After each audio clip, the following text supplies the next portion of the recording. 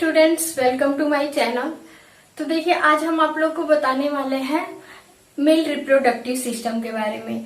तो देखिए, सबसे पहले हम आप लोग को फर्स्ट वीडियो में बता चुके हैं कि जो रिप्रोडक्टिव सिस्टम होता है उसमें क्या होता है कि वो रिप्रोडक्टिव सिस्टम जो होता है वो मेनली कितने प्रकार का होता है।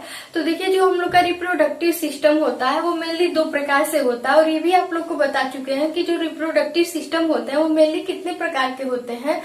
तो जो रिप्रोडक्टिव सिस्टम होते हैं वो दो प्रकार के होते हैं। कौन कौन से? लैंगिक और अलैंगिक।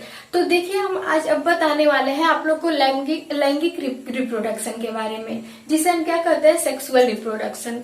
तो देखिए, सबसे पहले हम ये बताना चाहेंगे कि जो सेक्सुअल रिप्रोडक्शन होता है, जिसे हम अलैंगिक प्रजनन कहते हैं, वो क्या होता है, ओनली प्लांट में होता है, और कुछ यूनिसेलुलर क्या होता है, एनिमल में होता है। लेकिन अब हमें ये बताना है कि इस जो सेक्सुअल रिप्रोडक्शन होता है, जिसे हम लैंगिक प्रजनन कहते हैं, वो क्या होता है, एनिमल और प्लांट दोनों में होता है। तो आइए लेट्स स्टार्ट नाउ। तो देखिए, आज आपका टॉपिक क्या है, आज का टॉपिक आप लोग का क्या है, सेक्सुअल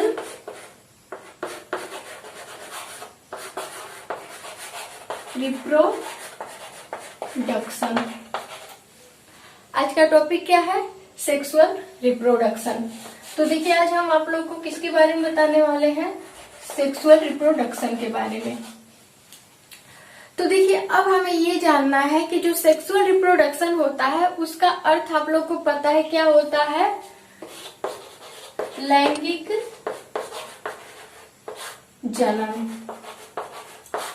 अब देखिए, ये जो सेक्सुअल रिप्रोडक्शन होता है, जिसे हम लैंगिक जनन कहते हैं, ये लैंगिक जनन मेनली किसमें होता है, तो प्लांट और एनिमल दोनों में होता है। तो देखिए, प्लांट के बारे में हम कुछ बता चुके हैं और उसको अभी फिर बताने वाले हैं उसको नेक्स्ट वीडियो में। तो आप लोग को इस समय हमें बताना है कि जो लैंगिक जनन होता है, सेक्सुअल रिप्रोडक्शन, वो मेनली क्या होता है, दो लिंगी प्राणियों में होता है, जिसे हम कहते हैं बाइसेक्सुअल एनिमल। मतलब ऐसे प्राणी जिसमें क्या हो, मेल फीमेल दोनों होते हैं, जो उनके बीच क्या होता है, सेक्सुअल रिप्रोडक्शन होता है। तो देखिए, सेक्सुअल रिप्रोडक्शन में हमें मेल और फीमेल दोनों के बारे में जानना है। मतलब मेल में कौन से सेक्सुअल रिप्रोडक्शन होते हैं और फीमेल में कौन से। तो आज देखिए, हम मेल और फीमेल दोनों के बारे में देखिए। ये जो सेक्सुअल रिप्रोडक्शन होता है, ये सेक्सुअल रिप्रोडक्शन किसमें होता है, मेल और फीमेल दोनों में, मतलब नर और मादा दोनों में होता है। मेल जिसे हम क्या कहते हैं, नर, और किसमें होता है, फीमेल जिसे हम क्या कहते हैं, मादा। अब देखिए, ये जो सेक्सुअल रिप्रोडक्शन होता है, तो सेक्सुअल रिप्रोडक्शन जो होता है, ऐसा जनन होता है जिसमें मेल फीमेल दोनों लिंगों की क्या होती है, आवश्यकता होती है। इसलिए इसे हम क्या कहते हैं, द्विलिंगी कहते हैं। इसे हम क्या कहते हैं, द्विलिंगी। तो जो द्विलिंगी प्राणी होते हैं उनके बीच क्या होता है, सेक्सुअल रिप्रोडक्शन होता है। मतलब मेल गैमेट भी होता है, फीमेल गैमेट भी होता है। तो अब देखिए, मेनली ये जानना है कि जो मेल में रिप्रोडक्टिव ऑर्गन होते हैं वो कौन कौन से होते हैं। तो सबसे पहले हम मेल रिप्रोडक्टिव ऑर्गन को बताने वाले हैं, फिर नेक्स्ट आपको बताएंगे फीमेल रिप्रोडक्टिव ऑर्गन के बारे में। तो देखिए, जो मेल रिप्रोडक्टिव ऑर्गन होता है वो कौन सा होता है। तो सबसे पहले हम देखेंगे कौन कौन से ऑर्गन होते हैं।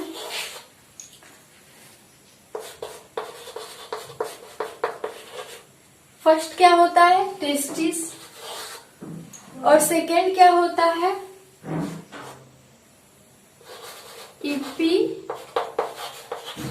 एपिडिडमिस।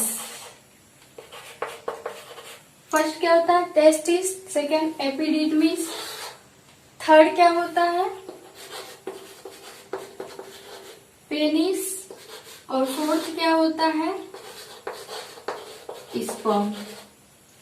तो देखिए, ये क्या है, मेल रिप्रोडक्टिव ऑर्गन है। इनको हम हिंदी में क्या कहते हैं,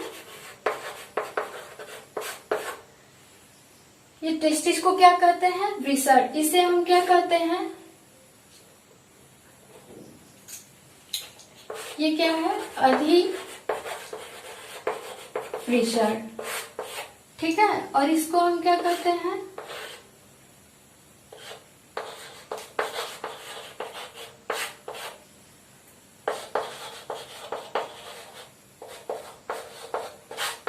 अब देखिए ये हो गया मेल रिप्रोडक्टिव ऑर्गन। अब देखिए इसमें क्या होता है कि यही सारे जो ऑर्गन होते हैं, ये सारे ऑर्गन मिलकर के किसका निर्माण करते हैं, तो रिप्रोडक्टिव ऑर्गन बनाते हैं। अब देखिए एक और होता है, इसमें जो मेन होता है वो क्या होता है, प्रोस्टेट ग्लैंड होता है। ये एक प्रकार की ग्रंथि होती है जो क्या करती है, हार्मोन का स्राव करती है। अब देखिए इसमें ये जो ऐसे मतलब ये सारे जो ऑर्गन होते हैं ये क्या काम करते हैं, इस जितने भी रिप्रोडक्टिव ऑर्गन होते हैं ये सारे मिलकर के क्या करते हैं, एक जो मतलब रिप्रोडक्शन होता है उसमें क्या करते हैं, भाग ले। अब देखिए इन सब का ये क्या होता है, जब ये सारे ऑर्गन मिलते हैं तो क्या करते हैं, रिप्रोडक्शन करते हैं।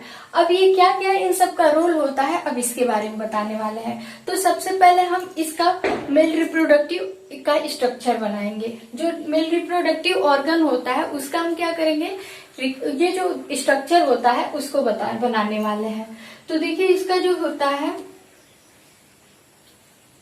स्ट्रक्चर कुछ क्या होता है, इस तरह से होता है। ये देखिए दो गोलाकार क्या होती है, थैलीनुमा क्या होती है, संरचना होती है। और ये जो संरचना होती है इसके अंदर बहुत सारी सूक्ष्म छोटी छोटी क्या होते हैं, सेल्स होते हैं।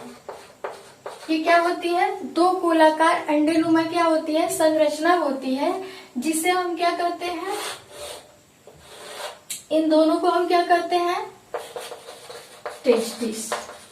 ठीक है, इसको हम हिंदी में क्या बोलते हैं, फ्रिसर। ठीक है।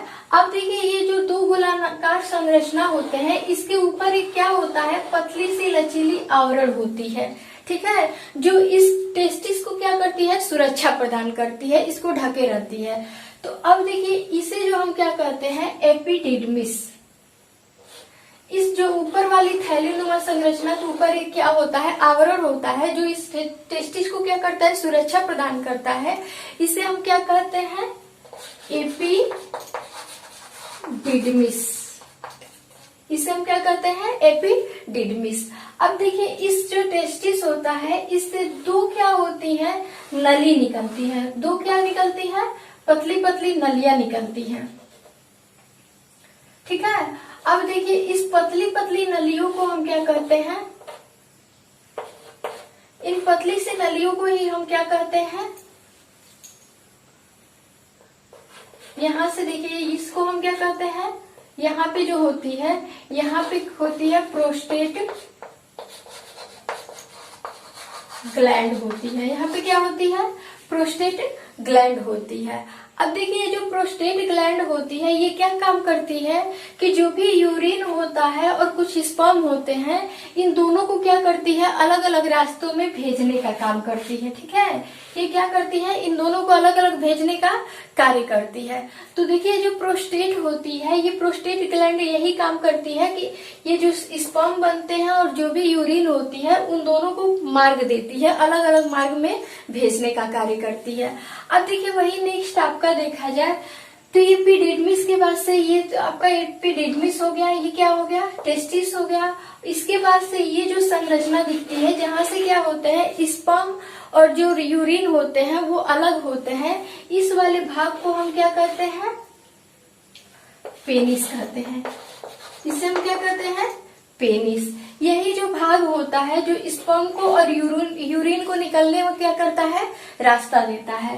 तो अब देखिए यहाँ पे जो होती है, ये जो बहुत सारी लाखों की संख्या में छोटी छोटी संरचना होती है, किसके अंदर, तो टेस्टिस के अंदर। इस गोल थैलीनुमा संरचना के अंदर क्या होती है, लाखों कोशिकाएं होती हैं, जिसे हम क्या कहते हैं,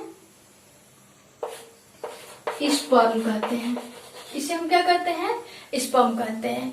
ये जो होती है मेल रिप्रोडक्शन का सबसे मेन ऑर्गन होती है, जो क्या करती है, रिप्रोडक्शन में भाग लेती है।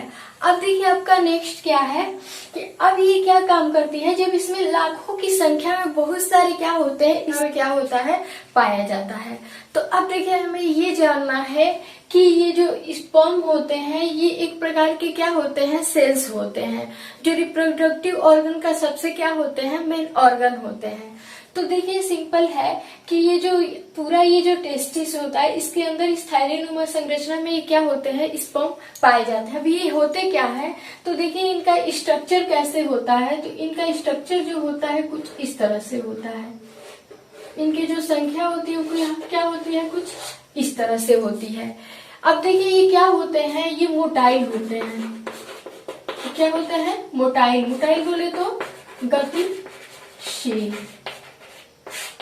अब देखिए इनका काम क्या होता है, ये क्या करते हैं, बस ये जो स्पर्म होते हैं ये क्या करते हैं, ओवरी के फर्टिलाइजेशन के लिए क्या होते हैं, मोटाइल होते हैं, मतलब गतिशील होते हैं।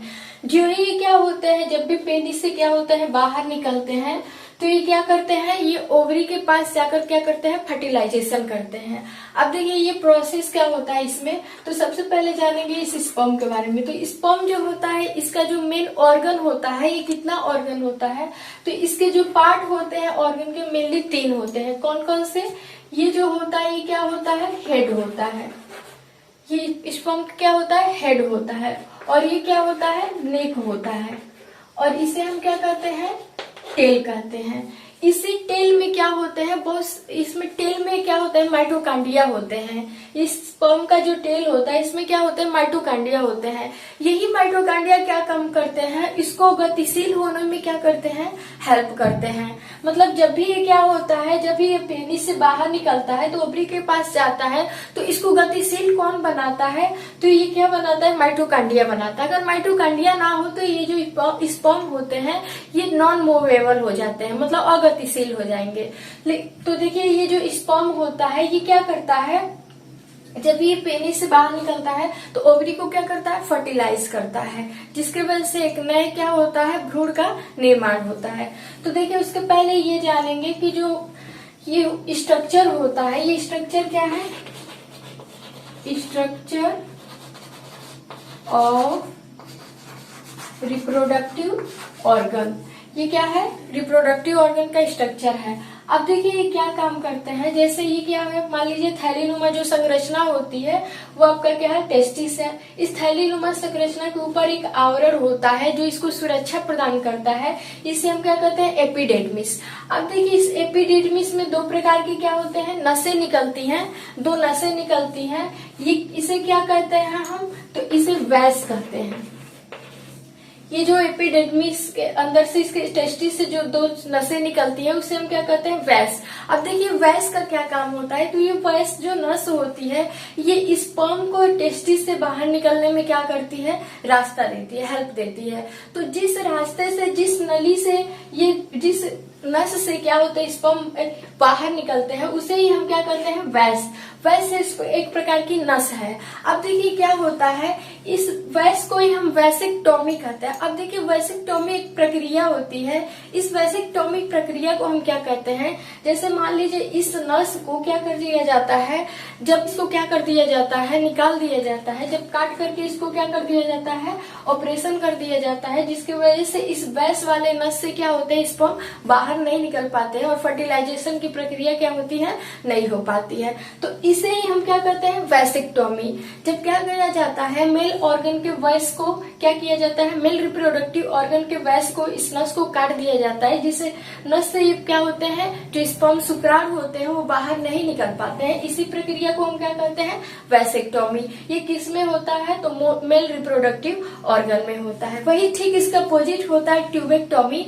तो ट्यूबेक्टोमी जो होता है वो फीमेल और रिप्रोडक्टिव ऑर्गन में एक प्रकार का क्या होता है, ट्यूब होता है, जिसे हम क्या कहते हैं, फिलोपियन ट्यूब। उस फिलोपियन ट्यूब को अगर काट करके क्या किया जाता है, ऑपरेशन किया जाता है, जिसकी वजह से वहां पे क्या होता है, जो ओवरी होती है वो ओवरी फिर वहां पे रिजनेट नहीं हो पाती है, बन नहीं पाती है, जिसकी वजह से उसे हम क्या कहते हैं, ट्यूबेक्टोमी कहते हैं। तो देखिए सबसे पहले हम मेल रिप्रोडक्टिव ऑर्गन के बारे में जानेंगे। अब देखिए पेनिस क्या होता है, तो पेनिस मतलब क्या होता है, शिश्न। अब देखिए ये क्या काम करता है, जब भी वैस से क्या होता है स्पर्म बाहर निकलते हैं तो यहाँ पे एक प्रोस्टेट ग्लैंड होती है। इस प्रोस्टेट ग्लैंड का क्या काम होता है, तो प्रोस्टेट ग्लैंड जो होती है ये टेस्टोस्टेरोन नामक हार्मोन को क्या करती है, सीक्रेट करती है। जब ये प्रोस्टेट ग्लैंड टेस्टोस्टेरोन नामक हार्मोन को सीक्रेट करती है तो उसमें मेल जो होते हैं जब भी मतलब प्यूबर्टी के एज में आते हैं, मतलब अपने जो भी 10 साल के ऊपर के एज के आते हैं, तो उनमें क्या होती है दाढ़ी मूछे अन्य जितने भी लैंगिक लक्षण होते हैं वो क्या होते हैं होने लगते हैं, जैसे आवाज का भारी होना या फिर कंधे का चौड़े होना या फिर दाढ़ी मूछे होना। इसी प्रोस्टेट ग्लैंड से क्या होती है ये टेस्टोस्टेरोन हार्मोन निकलती है, जिसकी वजह से ये क्या होते हैं मेल में कुछ गौण लैंगिक लक्षण होते हैं। अब देखिए क्या होता है, ये जो वैस यहाँ पे पांचवा आपका क्या है, वैस है, ये एक प्रकार की क्या है नस है, ठीक है। इसे हम शुक्र नली बोल सकते हैं, इसे क्या बोल सकते हैं, शुक्र नली। अब देखिए आपका नेक्स्ट क्या है कि जैसे ये स्पर्म होते हैं जो एक प्रकार के सेल होते हैं।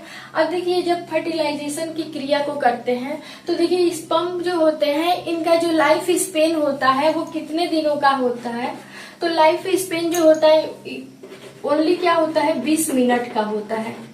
ये जो स्पर्म होते हैं इनका जो जीवन चक्र होता है तो कितने टाइम का होता है, तो सिर्फ 20 मिनट का होता है। ये 20 मिनट के अंदर क्या हो जाते हैं, बस जीवित रहते हैं, इसके बाद से क्या हो जाते हैं ये मर जाते हैं। अब देखिए ये जो स्पर्म होते हैं ये क्या होते हैं गतिशील होते हैं, और मेन इनका काम क्या होता है, तो ये क्या काम करते हैं, सिर्फ जो ओवरी होती है उसको फर्टिलाइजेशन करने का कार्य करते हैं। अब देखिए इसमें क्या होता है कि इस 20 मिनट के लाइफ स्पेन में ही ये क्या करते हैं सेक्सुअल प्रोसेस द्वारा ये क्या करते हैं फर्टिलाइजेशन करते हैं। जो ही 20 मिनट से ज्यादा होता है तो ये क्या होता है फर्टिलाइजेशन नहीं कर पाते और क्या हो जाते हैं डिसेक्टिव हो जाते हैं, निष्क्रिय हो जाते हैं। अब देखिए नेक्स्ट आपका है कि ये जो स्पर्म होते हैं इनका जो लाइफ स्पेन होता है वो क्या होता है 20 मिनट का होता है। वही नेक्स्ट बात किया जाए कि ये जो इनका जो ये स्पर्म होते हैं ये कितने टेम्परेचर पे रहते हैं, तो देखिए इनका जो टेम्परेचर होता है ये मैक्सिमम 35 डिग्री सेंटीग्रेड। ये क्या करते हैं, ये जो स्पर्म शुक्राणु होते हैं इनका जो टेम्परेचर होता है मैक्सिमम 35 डिग्री सेंटीग्रेड पर होता है। इससे ये अधिक टेम्परेचर होने पे क्या हो जाते हैं निष्क्रिय हो जाते हैं, मतलब मर जाते हैं। तो देखिए ये जो टेस्टिस होता है दो थैलीनुमा संरचना होता है, ये शरीर के बाहर के होता है, क्योंकि ये जो होता है स्पर्म की जो टेम्परेचर होती है उसको नॉर्मल बनाए रखता है, मतलब 35 डिग्री सेंटीग्रेड से नीचे इसका जो टेम्परेचर होता है वो मतलब अपने सामान्य दशा में बनाए रखता है। अब देखिए इसको शरीर के अंदर होने के कारण इसका टेम्परेचर हाई हो जाएगा, जिसकी वजह से ये क्या होते हैं स्पर्म मतलब निष्क्रिय हो सकते हैं। इसलिए ये क्या होते हैं दो थैलीनुमा संरचना होते हैं जो शरीर के बाहर होते हैं, ठीक है। तो अब देखिए नेक्स्ट आपका है इसमें जो सेक्सुअल रिप्रोडक्शन होता है, तो ये जानेंगे कि जो ये सेक्सुअल जो टाइमिंग होती है वो मैक्सिमम कितने टाइमिंग की हो सकती है, तो ये जो होती है मैक्सिमम 15 मिनट। क्या होती है 15 मिनट की होती है। इसके बाद ये क्या हो जाता है स्पर्म निष्क्रिय हो जाते हैं, ठीक है। तो अब देखिए नेक्स्ट हमें ये जानना है कि जो ये स्पर्म होते हैं ये फर्टिलाइजेशन कैसे करते हैं, ठीक है। तो अब इसके बारे में बताने वाले हैं।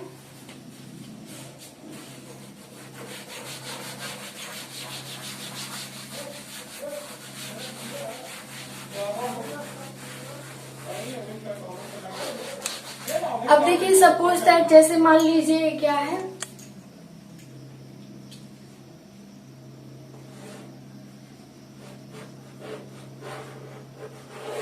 ये स्पर्म है और ये क्या है ओवा है। अब देखिए इसमें फर्टिलाइजेशन हम किसे कहते हैं, मतलब निषेचन प्रक्रिया किसे कहते हैं। तो सिंपली हम बोल सकते हैं कि वह प्रक्रिया जिसमें क्या होता है, मेल गैमेट और फीमेल गैमेट दोनों का क्या होता है, कंजुगेशन होता है, मतलब संयुग्मन होता है। अब देखिए आप लोग सोचते होंगे गैमेट क्या होता है। तो देखिए किसी भी जीवधारी के जब क्या होते हैं, द्विलिंगी होते हैं, तो उनमें एक अलग अलग प्रकार की कोशिकाएं होती हैं। इन्हीं दो अलग अलग प्रकार की कोशिकाओं को क्या कहते हैं, गैमेट कहते हैं। जैसे ये क्या हो गया, ये मेल गैमेट है जिसे हम क्या कहते हैं, स्पर्म कहते हैं। और ये क्या है, फीमेल गैमेट है, ओवा, जिसे हम क्या कहते हैं, अंडाशय। अब देखिए जो स्पर्म और ओवरी होते हैं दोनों जब आपस में कंजुगेट करते हैं, मतलब मिलते हैं, तो उसी प्रक्रिया को हम क्या कहते हैं, फर्टिलाइजेशन। इसी फर्टिलाइजेशन के थ्रू ही क्या होता है, क्या बनता है, जाइगोट बनता है, युग्मक, जिसे हम क्या कहते हैं, युग्मक। और इसी युग्मक के थ्रू क्या बनता है, एम्ब्रियो बनता है, ठीक है। और इसी एम्ब्रियो के बाद से क्या बनता है, न्यू बेबी बनता है। तो ये आप लोग का क्या है, एक प्रकार का प्रोसेस है। अब देखिए क्या होता है, जब भी स्पर्म क्या होता है, टेस्टिस से, पेनिस से बाहर निकलता है, तो यहाँ कहाँ पे जाके मिलता है, इस ओवरी के पास, अंडाशय के पास। और जो ही इस अंडाशय के पास जाकर मिलता है तो दोनों मिलते हैं, तो इस प्रक्रिया को क्या कहते हैं, फर्टिलाइजेशन, निषेचन। और इस निषेचन प्रोसेस के बाद से क्या बनता है, जाइगोट बनता है। और जाइगोट के बनने के बाद से ही क्या बनता है, एम्ब्रियो बनता है। और एम्ब्रियो के बाद से क्या बनता है, एक नए बेबी का निर्माण होता है। तो आज के लिए बस इतना ही। आई होप आप लोग को समझ में आया होगा। यदि आपने अभी तक हमारे चैनल को सब्सक्राइब नहीं किया है तो प्लीज उसे सब्सक्राइब करें, लाइक करें और अपने फ्रेंड तक शेयर करें। Thanks for watching.